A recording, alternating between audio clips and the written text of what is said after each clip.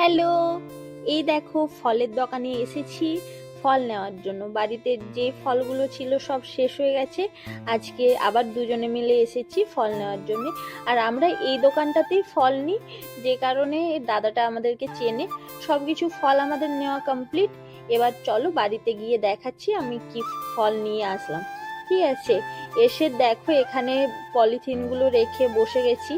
আর এটাতে আছে পেঁপে। আমরা খুব বেশি বেশি নিয়ে আসি না, কারণ যাতে 2-3 দিন খাওয়া হয়, তারপর আবার নতুন করে নিয়ে আসি। এটা একটা বড় পেঁপে ছিল, খুব পাকা নয়, একদিন বাড়িতে রেখে খাওয়া যাবে। আর তারপর এনেছি কিউই। কিউই তো আমার খুবই ফেভারিট, তো যে কারণে যখনই বাজারে পাই আমি নিয়ে আসি। আর ছিল আপেল আর পেয়ারা, এগুলো হচ্ছে দেশি পেয়ারা, এগুলোর টেস্ট কিন্তু দারুণ। আরও যে বড় পেয়ারাটা হয় সেটাও ছিল, কিন্তু ওটা নিইনি আমি। আর দুটো কলা এনেছি, যেহেতু আমি একাই খাবো ওই জন্য। আর সেই রকম ভালো ফ্রেশ ড্রাগন ফ্রুট আজকে ছিল না, তাই নিয়ে এসেছি একটাই। আর এই ফলটাকে কি বলো তোমরা, কমেন্টে কিন্তু অবশ্যই জানাবে।